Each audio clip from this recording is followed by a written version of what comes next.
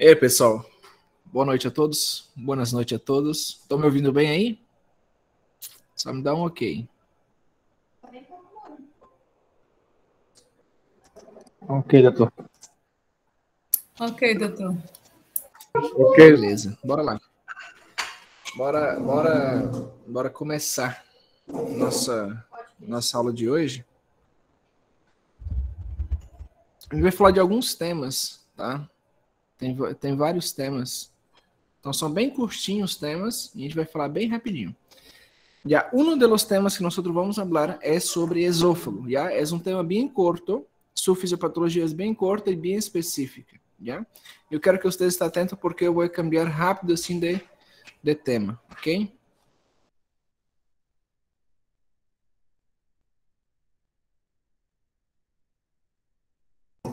Ya, então, o primeiro tema é esofagites eosinófila. O que é uma esofagites eosinófila? Esofagites eosinófila nada mais nada menos que é uma inflamação do esôfago devido a um processo alérgico na qual uma pessoa tem uma alergia em específico, já, em la qual aumenta as concentrações de imunoglobulina e consequentemente aumenta os eosinófilos.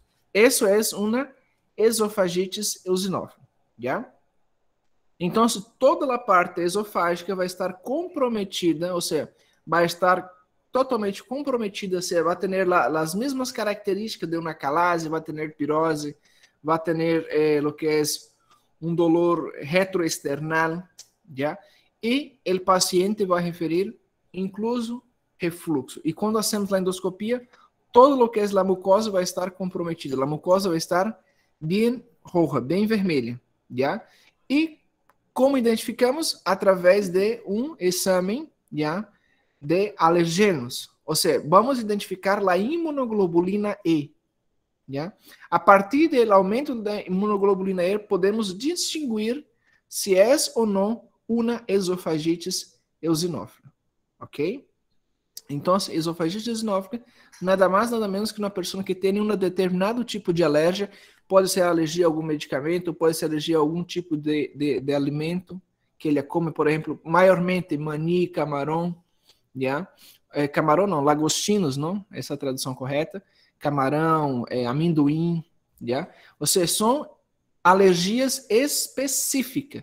E isso aumenta a produção de eosinófilo. Incluso tênis, no contra vamos falar digamos, na parte do pulmão, existe uma pneumonia eosinófila. Pero aí vai ser causado por um aumento de parásitos, não? Vocês sabem que os parásitos, os eumíticos, formam, na verdade, passa por um ciclo chamado ciclo de Loss. O ciclo de Loss entra o parásito por LP, ascende a corrente sanguínea e, consequentemente, entra dentro dos pulmões. Uma vez que está dentro dos pulmões, quando tem maiormente de 2 hasta 4 centímetros, empieza a sair os parásitos, empieza a sair os gusanos del pulmão e nós deglutimos. Entra hasta a epiglotis e nós deglutimos. E recém vai entrar no trato gastrointestinal. Já? Então, esse aumento de parásito causa a pneumonia eosinófila. Já? Diferente de lo que é a esofagites eosinófila. Ok? Então, a esofagites eosinófila é causado maiormente por um aumento de las imunoglobulina E. Perfeito? Alguma dúvida está aí?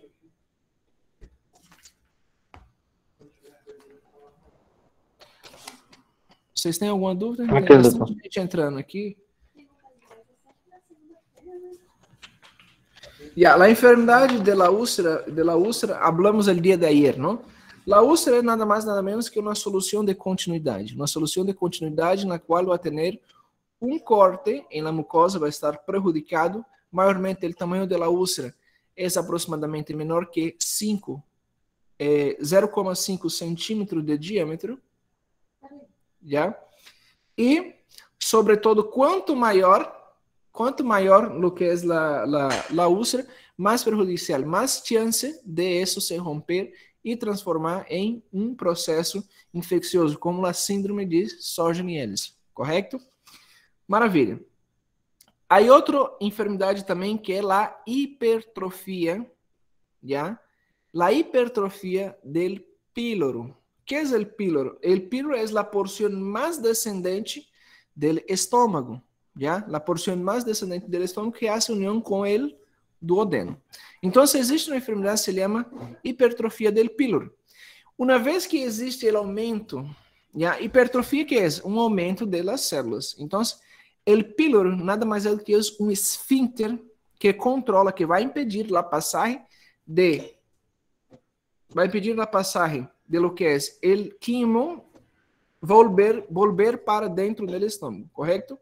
Y también va a controlar la salida del estómago para el duodeno y para todo el restante del intestino. Perfecto.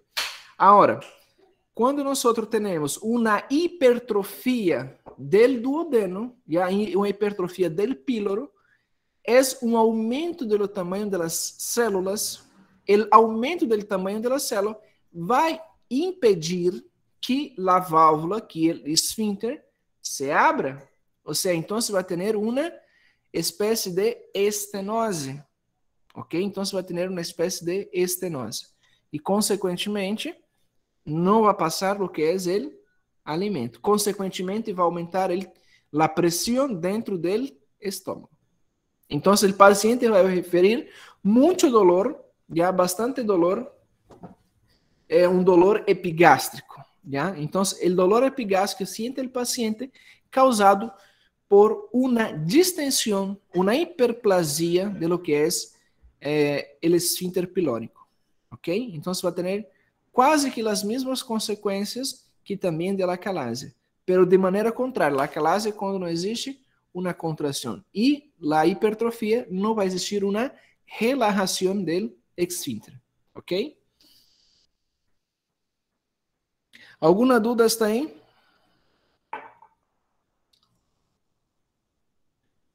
Não, doutor.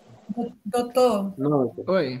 por gentileza, ele vai causar o aumento da célula, vai impedir a abertura, é isso? Ou é a relaxação? Falhou para mim. Ou seja, vai causar uma obstrução progressiva, ou seja, vai impedir a passagem del quimo por aí. Então, se tem o bolo alimentício, barra por el esôfago, em el estômago se transforma em quimo, e quando vai barrar do estômago, ou seja, quando vai sair do estômago para o duodeno, para receber a bilis, esse alimento não passa. Então, vai ser uma obstrução progressiva devido ao aumento do tamanho da célula, ou seja, uma hipertrofia pilórica. É isso. Ponto. Tá? Agora, quando existe, por exemplo, este mecanismo, nós podemos incluso encontrar já dentro da obstrução. Que passa se existe uma obstrução? Ou seja, o alimento não está passando, solamente está quedando dentro do estômago. Vai ter absorção de nutrientes? Não. Vai ter absorção de líquidos? Não. Quantos litros de líquido o intestino delgado absorve? Quantos litros o intestino grueso absorve por dia? O intestino grueso, 8 litros. El intestino delgado, 8 litros. El intestino grueso, hasta 4 litros em sua capacidade máxima. Então, se não está passando, se existe uma obstrução a nível do píloro e o alimento só está de estômago para trás, significa que vai ter uma descompensação hidroeletrolítica, incluso também de proteínas, incluso de nutrientes. Ou seja, não está passando o alimento. Por mais que o alimento está degradado, como existe uma obstrução, não passa o alimento. Consequentemente, o paciente vai ter o quê? Uma hipocalcemia, hiponatremia, hipocloremia, hipopotassemia, em todas essas suas circunstâncias. Já? Então, vai ter também um processo em qual o paciente vai perder muito peso. Pero acá existe uma característica. La estenose hipertrófica del píloro, ¿ya? La estenose hipertrófica del píloro acomete em el primer año, em los primeiros meses de vida. Nem em el primer año, em el primer mês de vida. Então, é o primeiro mês de vida que nós vamos identificar. Se vocês, claro, agora se vocês encontram um caso clínico em qual tem um paciente pediátrico que não está se alimentando, está bajando de peso, o paciente está desidratado, o que vocês vão sospechar? Paciente com uma estenose hipertrófica do píloro. Devido a quê? Devido ao aumento das células do píloro. Esto, nada mais. ¿Ya? Então, tratamento. Tratamento é um tratamento cirúrgico. Vai ser uma pilorectomia. Ou seja, vai cortar o esfíncter para que o esfíncter... Imagina que o esfíncter é uma compressão. Então, se vai cortar o esfíncter para poder se relaxar. Tá bem? Depois disso, se existe uma reincidência, tem que passar por um outro procedimento cirúrgico. Ok, hasta aí? Alguma dúvida que vocês tenham em este tema? É um tema curto, assim, sencillo. Já foi 2 temas. Já? 2 temas. Alguma dúvida que tenha?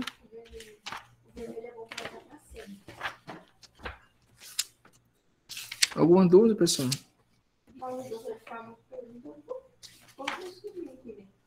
Não, doutor. Vocês estão... doutor, me passa não. Nada, né? Sim, doutor. Beleza. Maravilha. Vamos ver aqui outro tema, rapidinho. Síndrome de Mallory-Weiss. O que é a síndrome de Mallory-Weiss? A síndrome de Mallory-Weiss é a síndrome característica do paciente alcoólatra. ¿Ya? É uma síndrome característica do paciente alcoólatra. O paciente, imagina, o paciente toma todas, engole. Toma todas. ¿Ya? O paciente toma todas. Suficiente. Pero está em uma borrachera tão grande. Que passa quando nós se emborrachamos? Nós quedamos mareados, nós quedamos com gana de vomitar, correto? Perfeito. Quando vocês vomitam, o que é o vômito? O vômito nada mais, nada menos que uma compressão abdominal expulsiva, de forma involuntária. O vômito é um signo involuntário em qual nós vamos expandir pressão abdominal e botar contenido alimentício ou contenido fecal por la cavidade oral. Correto? Agora, por que a síndrome de Mallory-Weiss é a síndrome de los alcoólatras? Porque simplesmente a síndrome de Mallory-Weiss, o paciente hace tanta força, existe tanta pressão no esófago, que o esófago em seu tubo, já vamos fazer de conta. Vamos fazer de conta que acá é mi esófago. Tenho acá mi esófago. Já? Tenho mi esófago. E como se hace tanta força, o esófago empieza a ser uma solução de continuidade. O esófago empieza a romper-se. Simplesmente empieza a rasgar. Tratamento. Qual seria o tratamento neste caso? O que vocês indicariam como tratamento? Ou seja, já sabemos da fisiopatologia. A fisiopatologia é o aumento da pressão intraabdominal, que também vai exercer uma pressão a nível do esôfago e, consequentemente, vai fazer uma solução de continuidade em el esôfago. Ou seja, vai ser um corte na síndrome de Mallory-Weiss. Já? Qual seria o tratamento? Ou seja, quais seriam os sintomas? Os sintomas são sangramento ativo, o paciente vai ter vômitos com sangue, já? O tratamento, o que vocês diriam de tratamento?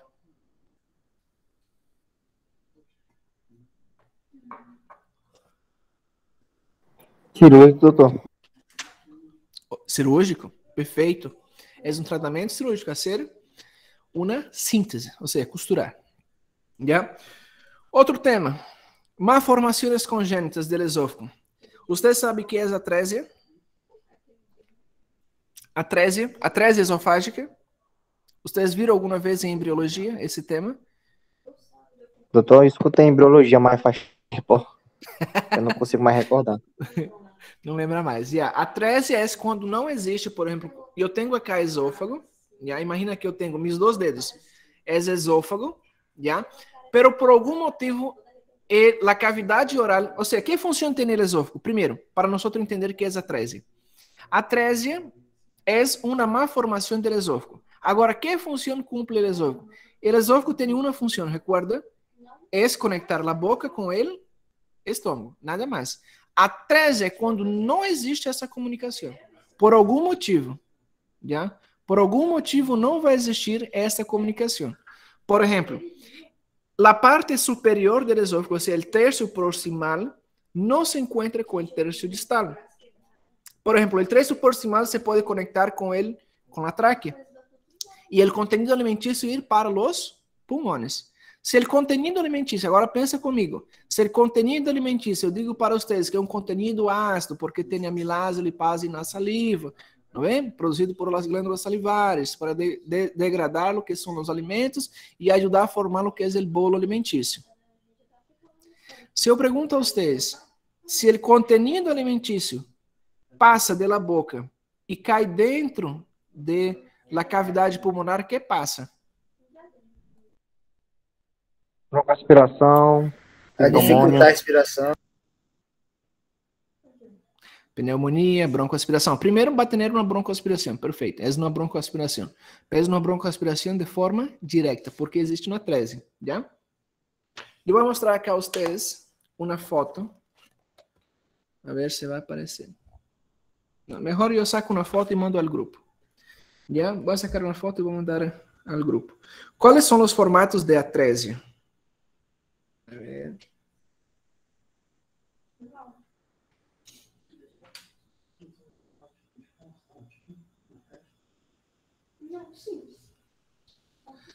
Já, vou mandar aí em grupo de WhatsApp. Existem várias formas de atresia. Agora pensem comigo, em qual população nós vamos encontrar fisiopatologicamente? Em que tipo de paciente nós vamos encontrar uma atresia? Pediatra, neonato. Pacientes pediátricos, correto. Ou seja, isso nós conseguimos distinguir, certo? Conseguimos distinguir em las primeiras horas de vida. Por que nós conseguimos distinguir na primeira hora de vida? Qual seria a resposta? Creio que nosso bebê fazia a primeira mama, doutor. Exato. Quando o bebê toma o calostro, e na primeira mamada, já vamos identificar. Pero quais são os sintomas principais na primeira mamada? Ou seja, o bebê vai chupar, certo? Vai mamar e vai ter um refluxo. Ou seja, se não existe comunicação, mira como existe a letra A, classificação de Gross, não é? Classificação A não tem esôfago, solamente tem na parte proximal,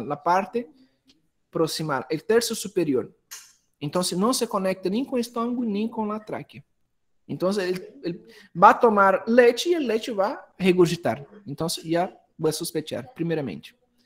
Na classificação B, passa do esôfago diretamente à tráquea. Então, vai causar uma pneumonia. Ou seja, o pulmão vai ter capacidade de por lo menos uns 500 ml de leite. Pero o paciente se vai poner muito mal, vai causar uma pneumonia, já, e vai verificar ser um raio-x e vai ter um derrame pleural. Imagina um ninho recém-nascido com um derrame pleural. Não está bem, tá bem? Então, já desconfiamos. O outro, simplesmente também, a letra C, não há comunicação. Cianoses também, vai ter cianose o paciente, já. A letra D, vai ter uma comunicação com a tráquea e volve ao estômago, não? A letra E, vai ter uma comunicação, vai ter como uma espécie de fístula, ou seja, comunica parte aí com o que é o pulmão. Então, você vai ter assim, pode ser que alguns resquícios passe por dentro do pulmão. E o outro vai ter uma leve comunicação, como também uma fístula, tá bem? Então, nas primeiras horas vamos conseguir diagnosticar o que é uma atresia esofágica, já? Perfeito? Alguma dúvida em este tema?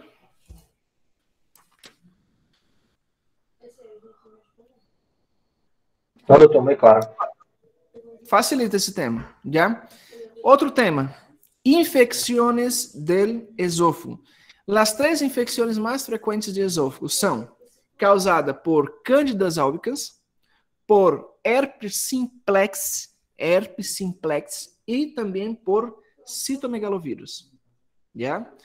Ou seja, lo que é a Candida albicans é a Cândida, a candidíase oral. Ya nosotros llamamos de moniliasis o moniliasis. ya está na cavidade oral, se põe completamente blanca, ya, a cavidade oral. Isso é cândida. Lo mesmo que tem, por exemplo, as mulheres, ya, as mulheres também têm cândida, pero é na cavidade oral, ya, e bem menos agressiva. Seu tipo é bem menos agressivo do que em el trato genital feminino, ok? Então, se vai ter uma sobreinfecção, e a sobreinfecção vai passar por el esôfago. Pode causar uma moniliase esofágica. Ou seja, vai causar uma degradação da mucosa, fisiopatologicamente hablando, vai causar uma degradação da mucosa e, consequentemente, a mucosa, a proteção da submucosa, da muscular, vai causar uma irritação da parede. Então, temos uma esofagite por Candida albicans. Agora, a infecção de esôfago causada por herpes simplex, já? As infecções causadas por herpes simplex, com X no final, com X no final. Herpes simplex, já? Ou seja, se outro nome é de tipo herpes tipo 1, já? Herpes simples tipo 1, ok? Herpes simples tipo 1. Tem o tipo 2, que é a zoster, que afeta o que é os nervios costales, ¿no ven? Pero essa vai afetar, sobre todo, o esôfago, pero com uma diferença, vai causar o que é pequenas lesões, já vai causar pequenas lesões no trayecto do esôfago. Uma vez que causa pequenos trayectos no esôfago, também vai degradar o que é a mucosa, que é a proteção natural da submucosa, que é a proteção natural de todo o intestino, de todo lo que es el trato gastrointestinal. ¿Ya? Muy bien. Y también producido por el citomegalovirus. Los dos tipos son más comunes en las mujeres embarazadas. Y sobre todo, tanto infecciones causadas por Candida albicans, causadas por citomegalovirus o causadas por herpes simplex, são causadas em paciente imunodeprimido ou imunocomprometido. Que são imunodeprimidos? Que têm a imunidade baixa. Quais são os pacientes com imunidade baixa? Os pacientes que têm algum tipo de enfermidades autoimune. Ponto. Ou imunocomprometidos. Que são pacientes imunocomprometidos? Pacientes, por exemplo, que não têm uma alimentação adequada. São pacientes imunocomprometidos, porque não estão se alimentando bem para ter seu contenido imunológico adequado. Ou pacientes hospitalizados. Já também é considerado um paciente imunocomprometido. São propícios a ter infecções, principalmente por lo que é herpes simplex e também por citomegalovírus. Pero acá existe uma diferença. Os dois causam úlcera, pero existe uma diferença crucial e isso é pergunta clássica de exame. ¿Dónde e como eu vou diagnosticar e fazer a diferença entre uma úlcera causada por herpes simplex e causada por citomegalovírus? Está exatamente em ser, primeiro, para nós ter um exame de imagem. Que exame de imagem utilizamos no trato gastrointestinal? Uma endoscopia, correto? Uma endoscopia. Para nós diagnosticar que tipo de vírus ou parásito está causando o citomegalovírus aí ou a herpes simplex, que tenho que fazer? Además de fazer uma endoscopia, eu estou visualizando a úlcera. Que estudo mais eu tenho que fazer para descobrir se é, por exemplo, por herpes ou por citomegalovírus? Ayer nós vimos o gastrinoma, não? Que causa a síndrome Sjögren-Ellis, que nós temos que, además de fazer a endoscopia, fazer um valor de las gastrinas. ¿Ya? La gastrina basal, la gastrina por estrés. ¿Qué otro exame nosotros vamos a hacer, además de la endoscopia, para diagnosticar el tipo de agente causal en la úlcera? ¿Ustedes saben? Uma biópsia, doutor, seria o caso de material, não? Perfeito. Biópsia. Existe uma diferença. Quando eu tenho uma úlcera, imagina, eu tenho uma úlcera. Uma úlcera, o que é uma úlcera? Primeiro, uma úlcera é uma lesão de continuidade com bordas regulares que não sobrepassa 0,1 centímetro de diâmetro. Esse é considerado úlcera, ok? Isso é a definição de úlcera. Existe uma diferença clássica. ¿ya? Lo que es el citomegalovirus va a estar apropiándose del centro de la úlcera, o sea, va a comer por el centro de la úlcera.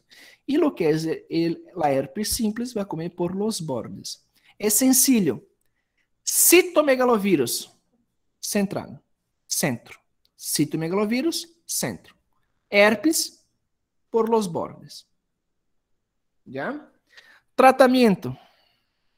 Tratamiento va de acuerdo a lo que es la infección, ¿no? Si es Candida albicans, si es herpes o si es el citomegalovirus, ¿ya? Si es Candida, nosotros literalmente vamos a hacer un tratamiento con la medicación más utilizada sería la vancomicina, anfitromicina B. ¿Ok? Lo que es la herpes, aciclovir. Já a ciclovir, geralmente hacemos a ciclovir via oral por 14 dias, pero se não há resultado, hacemos via endovenosa. Recordando que é um antirretroviral. Oi? Não, mas é esôfago. Pomada serve só para... não, aqui está uma pergunta aqui. Se for herpes simples tipo 1, na cavidade nos lábios, é a herpes tipo 1. A gente faz pomada, tá? É questionável, tá? É questionável, porque é apenas o antirretroviral, beleza? Mas a gente faz via oral, a ciclovir e também tem endovenoso. Gilberto, levantou a mão, Gilberto. Doutor, durante esse tratamento, o paciente tem que se quedar com sonda nasogástrica ou uma gastrostomia ou não? Isso vai variar de acordo à gravidade do paciente, não? Ou seja, se temos muita úlcera, que temos que evitar? Temos que evitar que passe alimentos em el trayecto, não? Então, para evitar que passe alimentos em el trayecto, ou se passe em el esôfago, podemos colocar uma sonda nasogástrica ou na sonda nasogastroduodenal, ou seja, que vamos passar desde o nariz, passando por la nariz, por el esôfago, naso, eso, gastro, hasta el duodeno, já? Existem sondas nasogastro iunal ou ileal, por exemplo, já? Que é diferente. Ou seja, quanto mais prolongado eu tenho a infecção e eu quero sobrepassar o ponto de infecção, mais adelante eu vou deixar o alimento passar. Ou seja, e minha alimentação vai ser uma alimentação líquida por via nasal, ok? Agora, qual a diferença? Por exemplo, se eu falo nasogástrica, ou seja, é um catéter que passa pelo nariz e vai até o estômago. Se eu digo nasogastroduodenal, ou seja, que passa por el estômago, passa e solta o que é o alimento depois do estômago. Você vai soltar em ele duodeno. Se eu digo que é naso ileal, vai soltar em ele ilho, ok? Ou seja, mais grande vai ser a sonda, ok? Por exemplo, se passamos do nariz até o estômago, mais ou menos de 80 a 1 metro, mais ou menos, na sonda. Se é mais adelante, 1,5 metro, 2 metros, 3 metros. Já vai variar o tamanho da sonda. Ok? Pero é quando temos um paciente muito grave, não? E recordando que o tratamento é por 14 dias, não? Se é por herpes, se é causado por lo que es la Candida albicans, va a ser por 21 días, y si es por lo que es el citomegalovirus, ya mucho cuidado con pacientes grávidas, porque tenemos que hacer la rastrilhagem para citomegalovirus, ya. Vamos a hacer con valganclimir, ya, el tratamento, certo? Anfotericina B, aciclovir, já, outro antirretroviral, e vancomicina, ok? Para citomegalovírus. Alguma outra pergunta que tenha? Não há, não? Já, muito bem. A ver.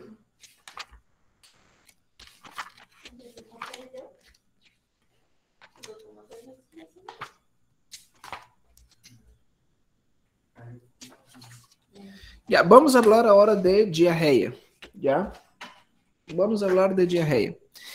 Dentro do tema de diarreia, vamos aprender os principais conceitos. De acordo ao tempo. O que é a diarreia? Diarreia é nada mais, nada menos que uma diminuição da consistência das heces e um aumento, diminuição da consistência das heces e um aumento da quantidade de evacuação diária. Ok? Então, assim, se eu tenho, qual seria o normal de um paciente ir ao banho ao dia? É de acordo com a quantidade de refeições que hace durante o dia. Se hace 2 refeições, 2 vezes ao dia. Se hace 3 refeições, 3 vezes ao dia. ¿Ya? Pero que não sobrepasse a quantidade, o volume também esperado. O volume esperado em cada defecação é de aproximadamente de 100 hasta 200 gramos. ¿Ya? De 100 a 200 gramos de contenido. Se sobrepassa essa quantidade, também eu posso considerar uma diarreia. Ok? Então, diarreia é um aumento do número de evacuações diárias e também, consequentemente, uma diminuição da consistência, do material. Diferente, mira, atentos, dentro da fisiopatologia, existe uma coisa que se chama incontinência fecal. Você sabe o que é incontinência urinária? Se você sabe o que é incontinência urinária, você vai saber o que é incontinência fecal.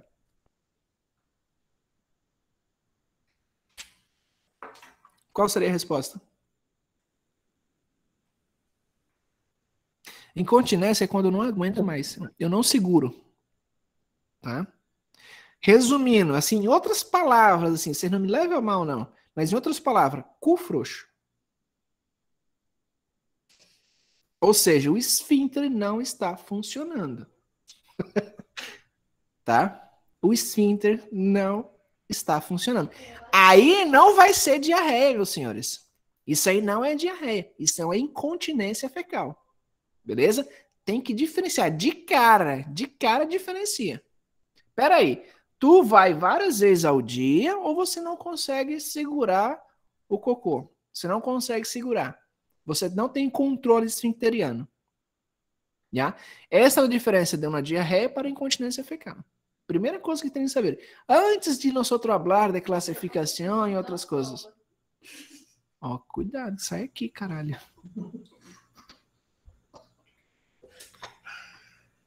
Vocês são fuleiros, né, bicho? Eu tô quieto. Então te tira... Tem 2 aqui na minha frente, estão tirando toda hora aqui. Oi, Fabio.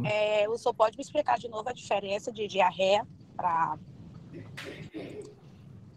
Explico. Bora lá. Diarreia é um aumento da consistência... Perdão. É o aumento das evacuações, ou seja, vai várias vezes ao dia e, consequentemente, uma diminuição da consistência. As fezes ficam de caráter mais amolecidas.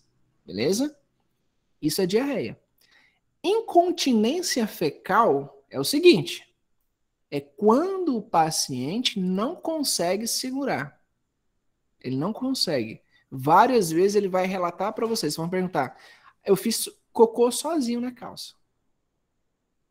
Doutor. Borrei, manchou. Isso é incontinência. Ele não consegue. Diferente, olha só, diferente de diarreia. É uma coisa totalmente diferente. Aqui o Gilberto está falando, já viu várias vezes na UTI. Na UTI o que mais acontece é o relaxamento esfincteriano. Tá? Relaxamento esfincteriano. Toda vez que o paciente, que ele está falando, foi a óbito, não é que foi a óbito, ele morreu por incontinência, não. O paciente foi a óbito, o corpo relaxou, todos os músculos relaxaram porque o paciente morreu. Então, quando o paciente morre, ele relaxa todos os esfíncteres. Então, por isso que existe uma extravasação do material fecal. E não somente fecal, se ele tiver ali meio de lado, de banda assim, vai vir conteúdo alimentício. Todos os fluidos vão sair. Ele vai fazer xixi, ele vai fazer cocô. Agora, outro caso que eu posso ver, outro caso que nós podemos observar, um relaxamento esfincteriano. É comum. Você sabe que é uma pré-eclâmpsia, né? Pré-eclâmpsia é um aumento da pressão arterial na mulher, também causado por um aumento da proteína. Você vai ter um aumento da pressão arterial com uma proteinúria. E isso é praticamente atestado de óbito para uma mulher que está embaraçada. O tratamento é simplesmente hacer a interrupção da gestação. Se não vai falecer a mulher, vai falecer o bebê ou vai falecer ambos. E quando isso se agrava, a paciente entra em convulsão. Quando entra em convulsão, chega o que nós chamamos de eclâmpsia. Eclâmpsia é o simples fato da paciente, o simples ato, o fato da paciente que está embarazada entrar em uma convulsão. Aí vai ter um relaxamento também de los esfínteres, já? Então, a paciente simplesmente se caga todinha, tá? Isso é cesárea de emergência. Se vocês tiverem, ver uma pessoa grávida convulsionando, pega uma faca, pega um bisturi, onde você estiver, façam a cesárea, interrompa a gravidez. Outra pergunta, Janice? E, doutor, essa eclâmpsia acontece também quando a mulher, após o nascimento da criança também? Não. A eclâmpsia só acontece durante a gestação. Ou seja, a eclâmpsia... Perdão. Tu está falando da eclâmpsia, correto? Sim. Isso. A eclâmpsia... Para ter eclâmpsia, eu tenho que ter um diagnóstico, um antecedente de uma pressão arterial alta, já? Uma pressão arterial alta, como aumento de proteinúria. Agora, quando a proteína se eleva por demais, causa as convulsões. O tratamento é a interrupção de la gravidez. É a interrupção de la gestação. Sim ou sim. Não importa a idade do feto, porque é um risco. Não importa se está de 12 semanas ou está de 40 semanas. Tem que interromper a gestação. Sim ou sim. Eu entrei 2 vezes em cesáreas, já? Chegar na emergência mesmo, hacer uma cesárea em la emergência. Sem anestesia, sem nada. A paciente convulsionando e sacamos o feto. Já? O feto, um dos casos, o feto, ou seja, o bebê que agora é recém-nascido, não? Com 30 semanas, nasceu o feto, com 30 semanas, e sobreviveu. Foi la UTI neonatal. Pero a paciente não suportou. Faleceu. Ok? Pero se tarda um pouquinho mais. A convulsão, o que hace a convulsão? A convulsão vai comprimir o útero. Se comprime o útero, vai comprimir o cordão umbilical. Se comprime o cordão umbilical, como vai passar oxigenação ao bebê? Não passa. Então, se falece o bebê por hipóxia. Ok? E o outro caso, deu tempo de entrar ao centro cirúrgico e fazer de emergência. Cortar, sem anestesia, sem nada. Convulsionando e entramos rápido. Já?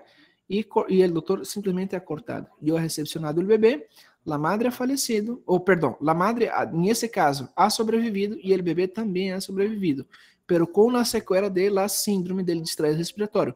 Por quê? Porque os pneumocitos tipo 1 do pulmão do bebê não estavam maduros, ou seja, não se ha convertido em pneumocitos tipo 2 e, consequentemente, não ha generado, não ha produzido o surfactante. O surfactante é um fluido que permite a expansão e evita o colapso alveolar.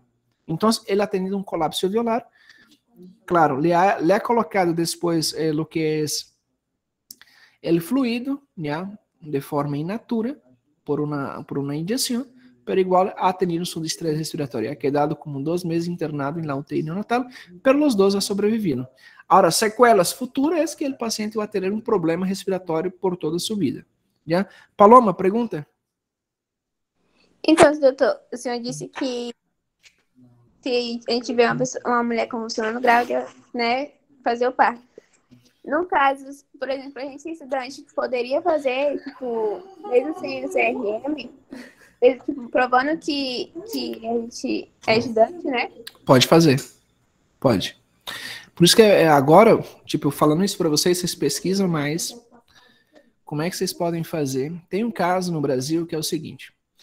A paciente foi fazer sua consulta pré-natal. Subiu como 9 andares em um prédio de consultórios médicos. Realizou su pré-natal normal, salió tranquila. Quando chegou abaixo, no primeiro piso, a paciente convulsionada. Em esse momento, estava entrando as enfermeiras que hacía estágio no consultório da doutora que atendeu esta paciente. Então, nesse momento, automaticamente, elas agarraram uma tijeira e cortaram, cortaram literalmente o abdômen, já? E sacaram o bebê. A madre é falecido, pero o bebê sobreviveu. Depois, vocês buscam a reportagem nos jornais, nos periódicos, deste caso. Não há nenhum comprometimento, já? Por exemplo, nós formamos, eu sou clínico general, todos nós formamos clínicos, pero temos que ter duas consciências. Não é nossa obrigação fazer parto, não é nossa obrigação fazer cesárea, não é nossa obrigação fazer um procedimento, passar catéter e essas coisas. Não é nossa obrigação. Pero se estamos em uma localidade onde não temos a condição de mandar o paciente ou o paciente corre risco de vida, tem risco na vida, nós temos que fazer, não podemos ser omisso em la atenção, não podemos ser vistos em nenhuma circunstância. Creio que isso vocês vão aprender em ética, já, em ética médica. Ou vocês podem fazer o descargo de lo que é o livro de ética médica do Conselho de Medicina. São como 40 páginas, já, 40 páginas, e aí tem o que vocês têm que fazer, o que podem fazer e o que não podem fazer, já? Pero em esses casos nós podemos fazer, já? Não podemos ser omisso, não podemos ser omisso, já? Incluso, por exemplo, eu estou viajando, estou em um avião, e aí pergunta, aí um médico? Ninguém se manifesta, vocês são estudantes, vocês podem atender, nenhum problema. Agora, se por exemplo, eu estou viajando, eu sou médico, não importa a nacionalidade, de onde eu esteja, já, pergunta, aí você se manifesta. Incluso a companhia aérea tem que pagar para vocês os honorários. Tem que cancelar a vocês, tem que pagar. Já? Já? Há várias circunstâncias. Já? Há as leis internacionais, se um bebê nasce em uma companhia aérea, tem viagens eternas para viajar em qualquer companhia aérea, já? Pero va a tener la nacionalidade em el país que está sobrevoando em esses momentos. Já? Em esses momentos. Ou seja, o avião está passando agora por arriba de Irã, por exemplo. Por arriba de Irã, vai ser iraniano. Não importa se o avião saiu de Dubai e está indo à Inglaterra. Não vai ser árabe e tampouco vai ser inglês. Vai ser iraniano, porque está sobrevoando em Irã. Já? Assim são as leis internacionais para esses casos. Ok? Alguma dúvida aí em este tema? Vamos avançando. Agora, deixa-me pôr o slide aqui para vocês. Já falamos demais já. Deixa eu colocar o slidezinho aqui. É rapidinho. Aquele que eu falei para o senhor, paciente, eu acho que ele era de Sena Madureira. E aí, esse quadro de incontinência fecal, eu tinha começado com ele, assim, eu acho que uns 3 dias atrás, antes de dar entrada na UTI. E eu conversei com ele, né? Ele disse que estava andando no meio da rua, as pessoas começaram a rir dele, ele não sabia o que era. E aí, quando ele olhou para trás, as pessoas rindo dele, quando ele olhou para trás, ele estava todo evacuado.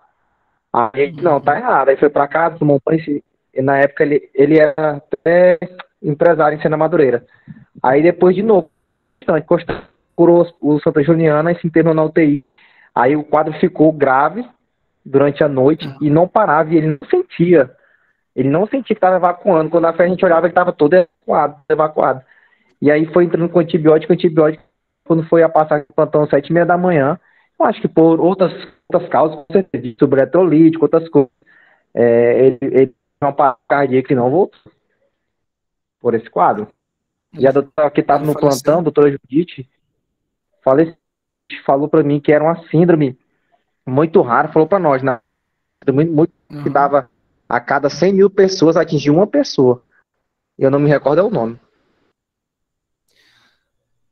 Pode ser uma colites, uma retrocolites, pode ser. Yeah? Que é uma infecção de reto, e del colo e del recto, não? pero mayormente afeta lo que es el esfínter, ¿no? Ahora piensen, en este caso, Gilberto estaba hablando, si el paciente está evacuando demasiado, ¿qué va a tener el paciente fisiopatológicamente? ¿Qué otras complicaciones va a causar un paciente que está evacuando demasiado? Ele ha dicho una respuesta. Va a tener un distúrbio hidroeletrolítico, ¿no? Va a tener distúrbio hidroeletrolítico. El paciente va a estar desidratado. El paciente no va a absorber lo que es los nutrientes. Entonces, ¿cuál sería la conducta? Conducta sería dieta zero. ¿Qué sería una dieta zero? Nada por vía oral y nada sólido y nada líquido, por vía oral. Podríamos poner hidratación en ese paciente, hacer una restricción de orina, ¿ya? Para que el paciente no orine también, para que no perca más electrolitos. Poner un catéter subclávico directamente al corazón para poder hacer una nutrición parenteral, o sea, nada por sonda nasogástrica, sería una nutrición parenteral, los nutrientes entran como una bolsa de suero, ¿ya? Entra los nutrientes, es como un leche, es una consistencia lechosa, ¿ya? Entra todos los nutrientes ahí, como una refeición, entra, ¿ya? Directamente al corazón. Para que el paciente no evacúe. Porque si el paciente está evacuando, quanto mais evacua, mais problema. El paciente seguramente ha falecido de um choque hipovolêmico, por uma perda de líquido. Choque hipovolêmico não é somente por sangre, por sangrado, porque o paciente se ha cortado, não. Porque simplesmente o paciente está perdendo. Recuerda quando eu falei que uma diarreia em um paciente pediátrico é o mesmo que cortar a jugular? É o mesmo. E não importa se é um paciente pediátrico ou é um paciente adulto. Ustedes têm que ter a mesma concepção de ter uma jugular cortada, o pescoço cortado, já com uma linha de cerol, ou com um paciente com diarreia. É a mesma situação. Já? Aí o Gilberto fala que ele estava com alimentação parenteral. Ou seja, fizeram correto, mas seguramente por outras complicações patológicas. Você imagina, se nós estamos perdendo eletrolitos, que outras complicações vamos ter, não? La hipocalcemia, hipovolemia, ¿no? La hipopotassemia, todo eso, ¿ya? ¿La hidratación venosa complicaría? No, la hidratación venosa es uno de los tratamientos. Si el paciente está perdiendo líquido, nosotros tenemos que reponer líquido. Existen 3 tipos de planos. Existe el plan A, plan B y el plan C. El plano A es solamente la reidratación oral, quando o paciente não está complicado. O plano B é quando já necessita. O plano C, o paciente já tem que estar internado. ¿Ya? Nesse caso, é um plano C que é uma reposição hidroeletrolítica massiva. Incluso nós podemos poner outros líquidos que não causam uma hipertensão, não causam síndrome compartimental e tampouco vai ocasionar, por exemplo, um aumento da pressão, tanto a pressão arterial, a pressão cótica e tampouco a pressão colodosmótica. Recuerda quando eu falava sobre anion gap? Anion gap. Quais seriam os anion gaps que nós não quantificamos? Recuerda que eu falei sobre a albumina? Recuerda que eu falei de albumina? Bem, albumina é um dos compostos, já? É um dos compostos que ajuda a segurar, a manter, a reverter o quadro de um choque hipovolêmico com a mínima quantidade de líquido possível. Já? Com a mínima quantidade de líquido possível. Em vez de eu poner em esse paciente 10 litros, já 10 litros de suero, 10 litros de suero, com vitaminas, com reposição hidroeletrolítica, com um frasco de 500 ml de albumina, eu hago o mesmo efeito de 10 litros. Agora, se eu pongo 10 litros, imagina vocês, eu pongo 10 litros de suero a um paciente. Será que não vai ter uma extravasação do intracelular para o extracelular e o paciente vai quedar edematizado? Não vai causar um edema agudo de pulmão? Um EAP? Um DEA? Não é? Você vai causar um edema agudo de pulmão. Você vai extravasar, vai ter tanto líquido que o coração não vai conseguir fluir tanto líquido. O pulmão vai ter um refluxo pulmonar. Ou seja, as válvulas, as câmaras do coração vão refluir os líquidos. E a sangre vai quedar como? Diluída. Então, tenho que pensar, ¿Cuánto de líquido voy a poner en ese paciente? Es por eso también, después vamos a hablar sobre lo que es la osmolaridade plasmática. En el momento que eu vou poner líquido no paciente, eu tenho que calcular a osmolaridade plasmática.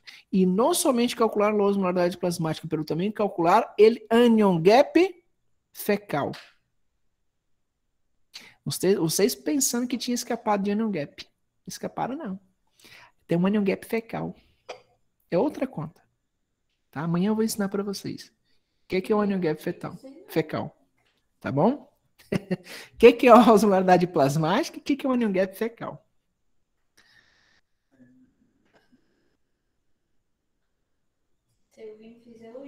Como é que é, Luiz? Em situação com essa pela saúde, a pessoa não deveria ter interrompido a corrida? Não entendi. Traduz, fala para nós aqui. Eu passei. Tá ouvindo? Tô ouvindo, pode falar. Me escute? Então, é uma situação parecida, que o atleta, né, estava nas Olimpíadas, ele era atleta de marcha atlética.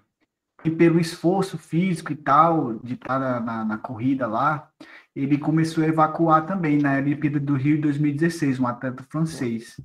E aí, numa situação como essa, de uma pessoa estar nesse esforço, né, e ele está num desgaste ali, a gente sabe que a pessoa se esforça muito para estar na situação daquela, corre risco de vida, né, como você falou, a pessoa pode desidratar, pode evoluir e tal. Não seria coerente, assim, por parte da saúde, interromper uma pessoa que está numa situação como essa, ou na realidade, ele só hidrata e resolveu o problema? Interromper em que sentido, Luiz? Tem várias formas de interromper. Interromper a corrida, a cara. Atividade? Ele sim, estava participando. Isso Atividade. Sim. Isso sim. Tem que fazer um tratamento. E um dos tratamentos, não é, esse aí é o tratamento básico. O que estou falando é o tratamento sintomático. O tratamento definitivo, que seria? Que podemos tratar? Quando existe lá a calase, com que tratamos lá a calase? Recorda? Tratamos com toxina botulínica. Então, o que tratamos lá em incontinência fecal? Com toxina botulínica. Ou então, uma anclarre, que seria costurar o esfíncter para o esfíncter quedar apertadinho. Então, vai ficar bem apertado e não vai ter incontinência fecal. Compreendidos? Vamos passar aqui rapidinho. Síndrome diarreica. Costurar o forelis. Você falou toxina botulínica, botox no cu. Botox no ânus, tá certo. Mas é isso mesmo. O que faz a toxina? Pergunta, por que a gente utiliza toxina botulínica? Vocês sabem? Não. Não sabe? Por que a toxina botulínica utiliza para procedimento estético? Ela vai paralisar. Regenerar as células. Não. A toxina botulínica, ela paralisa o músculo. Então, se o esfíncter está frouxo, se o esfíncter está frouxo, está se dilatando, existe uma dilatação do esfíncter, não involuntária. Quando ponemos toxina botulínica, ele esfíncter vai poder ser de forma dura. O esfíncter vai ser inconsistente e não vai abrir. Agora, o esfíncter já não abre. Certo? É igual que ela faz.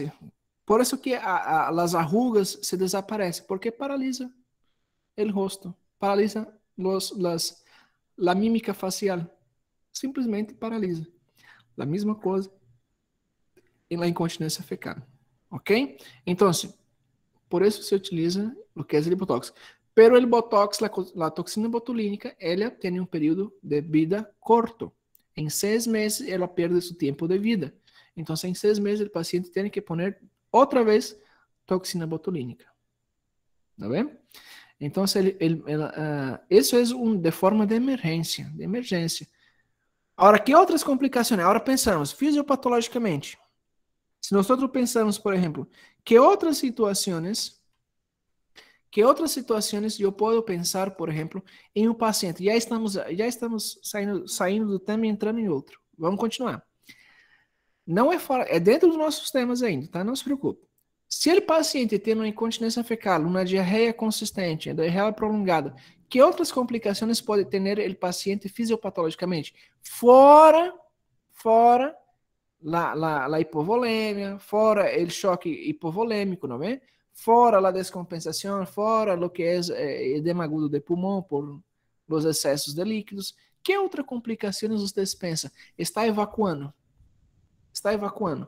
Que mais complicações podem aparecer na região coloretal? Pense. Qual seria o pH de las heces? É ácido ou alcalino? Vocês já pensaram? Já pararam e pensaram se é ácido? Eu acho Queima, que né? É ácido. Tem um colega aqui do lado, aqui, ó, ele falando que queima. Se tiver evacuando, queima. Daí tá É sabendo. ácido. Ele tá sabendo, só não posso falar o nome de quem é. É colega de vocês. Queimou não, ninguém vai saber quem é. Relaxa. Queima, né? Então además de ter isso, vai ter uma provocação de uma acidez, um aumento de acidez em la região perianal. La região perianal, mira, la região perianal, la piel não está apta a receber acidez. Vocês já tiveram a ideia de agarrar um ácido e poner na piel de vocês? Queima, não vê? Queima. Então, uma complicação é, además de isso, uma complicação, ¿no? de las evacuações podem ser, por exemplo, a gangrena de Fournier. Vamos procurar acá em Google. Gangrena de Fournier. A gangrena de Fournier, deixa eu compartilhar com vocês. A gangrena de Fournier é uma complicação, é uma infecção já da região genital e perianal. Mira, procure. É a pior coisa que vai ter um paciente. Já? Procure em seus teléfonos ou em seu computador que é a gangrena de Fournier. Vou pôr acá em ele. Já? É a pior coisa que existe. Eu tinha minha jefa, pô, aí no hospital. Linda, doutora linda, linda, linda. Recém tinha colocado silicone. Por um DIU, ela utilizava DIU, se complicou, teve uma sobreinfecção e causou uma gangrena de Fournier. Hoje, a vagina e o ânus dela é uma coisa só. Não tem diferença se está fazendo xixi ou está fazendo cocô. É o mesmo buraco. Tá? Isso por uma complicação de uma sobreinfecção. E essa gangrena também pode ser causada por um aumento nas evacuações. Aumenta a proliferação de bactérias que simplesmente vai comer o que é a região perianal. Né? Tipo, talvez os equipamentos que eles utilizaram não estavam 10 anos depois? Esterilizado, né? 10 anos depois. 10 anos depois. Achei que tinha sido recente. Já? Então, é uma das situações. Outra, as pessoas que têm já propício a ter as artérias hemorroidales, as venas hemorroidales, quando existe uma sobrecarga, um excesso de força, incluso as hemorroidas podem aumentar de tamanho. Já? Então, a progressão das hemorroidas, já? Que é outra complicação. Já? Hemorroide nada mais é do que um aumento na dilatação de lo que é as artérias hemorroidales. Aí pode ter a protusão, ¿ya? A protusão fora do esfíncter, ou seja, tem o esfíncter, tem o ânus, e sale a artéria para fora do ânus. Ou seja, aumenta de tamanho, incluso sale. Existe uma protusão. Ok? Hemorroides, gangrena de Fournier, ¿ya? Uma sobreinfecção. São complicações de uma diarreia. Seguimos. Acá. Ahorita vamos finalizar. Segundo a etiologia, né? Quais são os agentes etiológicos? Temos bacteriano, viral, parasitária e micótica. E a esse da diarreia. Diarreia, sabemos. Aumento do volume, fluidez ou frequência das deposições em relação ao hábito intestinal normal de cada indivíduo. Ok? Já sabem a diferença para incontinência fecal. Ok? Etiologia. Por vírus, por bactéria e por protozoários, não? Quais são as causas, os patógenos mais comuns de isso, não? Em la infância, maiormente causado por vírus, principalmente do que é o rotavírus. É por isso que existe uma vacuna que é o rotavírus pediátrico. e também rotavírus do adulto. Outra, por bactéria, basicamente por Escherichia coli e por Campylobacter jejuni, ou também por salmonella, salmonelose, por parásito, por protozoários, Giardia lambda, xilostomas e trichuras, ok? Acá também temos, mira, coronavírus já está atualizado, já? Coronavírus também causa, además da diarreia, também pode causar lesões de pele. Segundo a etiologia pode ser de tipo infecciosa, sendo essas de tipo enterales, como viral, bacteriana e parasitária, ou parenterales, causado por uma infecção do trato urinário, uma insuficiência renal, uma insuficiência respiratória barra, por uma pneumonia, infecções que não têm nada a ver com gastro, já? Infecções que não têm nada a ver com a parte gástrica. Ou as não infecciosas. As não infecciosas porque não têm presença de um agente infeccioso, como parásito, vírus, protozoários, já? Por exemplo, como intolerância à lactose, intolerância a um tipo específico de alimento, um tipo de intolerância de um tipo de, por exemplo, lactose, uma transgressão alimentar, ou seja, comer demasiado, intoxicações, uso indiscriminado de antibióticos é a maior causa de diarreia não infecciosa. Por exemplo, paciente que utiliza demasiado amoxicilina vai ter diarreia. Liga o paciente com diarreia para vocês. Pero, senhor, que está utilizando anteriormente? ¿Algum medicamento? Doutor, eu estava fazendo um tratamento porque me duele as muelas, os dientes doliam, não? E estou utilizando a amoxicilina. Ah, já, então, antibióticos, não? Uso indiscriminado de antibiótico. Causa cirúrgica, não? Apendicite, invaginação intestinal, enterocolitis necrosante. Classificação de acordo com sua evolução. Aguda, persistentes e crônicas. Ou a persistente também pode ser chamada de transitória. Aguda, menos de 1 semana, persistente de 2 a 4 semanas e crônicas mais de 4 semanas. Já? De acordo ao nível, pode ser de tipo alto ou de tipo baixo. Já? Diarreia alta e diarreia baixo. As diarreias altas são de tipo voluminosa, hasta 10 litros por dia. As diarreias baixo, maiormente vai afetar o cólon. ¿Ya? Y la alta va a afectar lo que es el intestino delgado.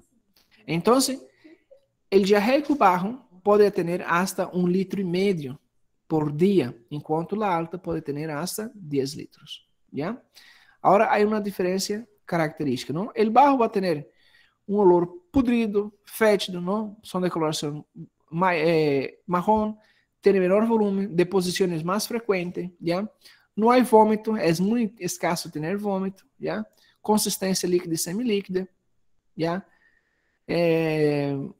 Tem um dolor cólico nos flancos, já?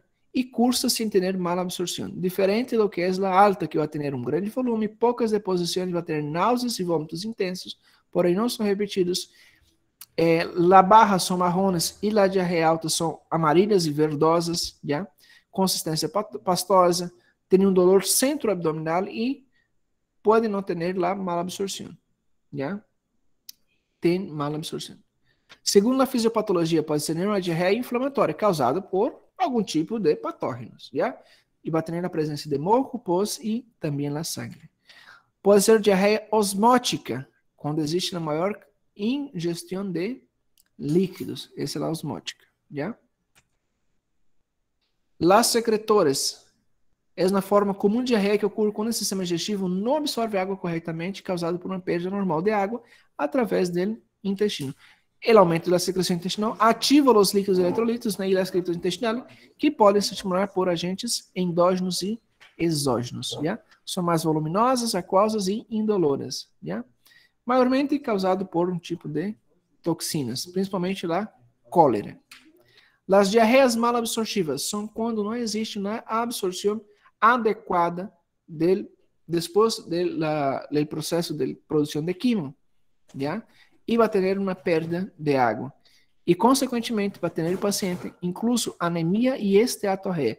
Que é esteatorreia? É quando simplesmente nas fezes saem gordura, já? Esteatorreia é gordura nas fezes, já? Ou quando existe algum tipo de alteração da motilidade gastrointestinal. Quando o trânsito gastrointestinal não está fluindo, principalmente por utilização de fármacos procinéticos e prostaglandinos, ou quando o paciente tem a síndrome do intestino irritável. Já? Em outro momento vamos falar sobre o que é a síndrome do intestino irritável. Já? Simplesmente o intestino inflama completamente e não absorve nada. Recordando como está conformado as capas do intestino. Está formado ali por la muscular, la submucosa e la mucosa, não é? Na submucosa e mucosa. Já? E as células são de tipo colunar ciliadas. Recordem? Colunar ciliadas, o intestino irritável, ou quando existe na motilidade intestinal, a própria acidez destrui os cílios. Que hace os cílios? Que função tem os cílios? Aumentar a capacidade absortiva. Aumentar a área de absorção.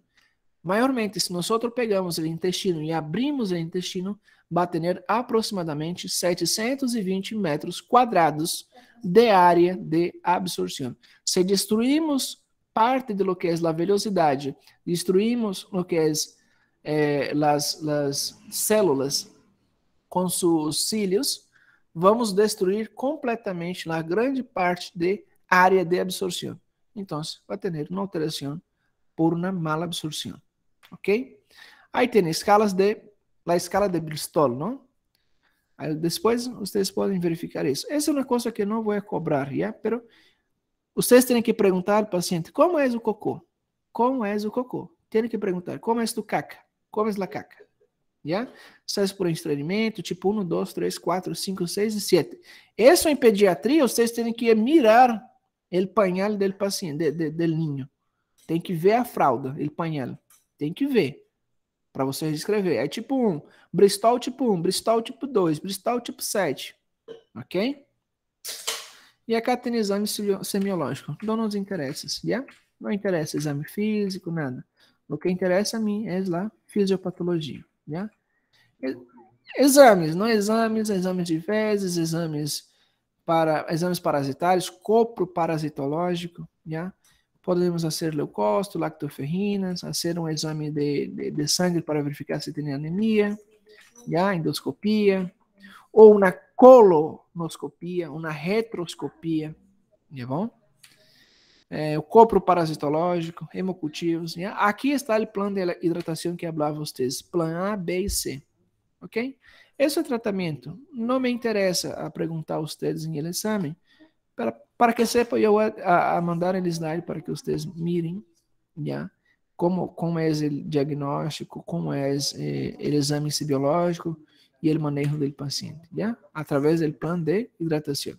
Plan é perda de líquido sem signos nem sintomas de desidratação. O paciente vai ir para a casa, vamos prevenir a desidratação, vamos evitar aí os agentes que podem causar a desidratação, já? Alimentação contínua, líquidos abundantes. Se o paciente mama, tem que deixar mamar, já? Administração de suero de hidratação oral, já? Aí tem SRO, já? Suero de hidratação oral. Você sabe como fazer suero? 1 litro de água, 7 cucharas de açúcar e 1 cuchara de sal, já?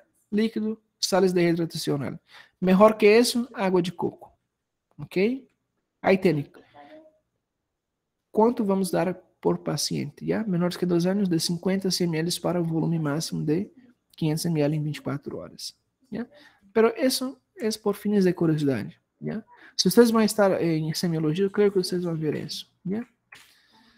Aí. Tá bem? Alguma pergunta que vocês tenham, alguma dúvida em relação ao tema?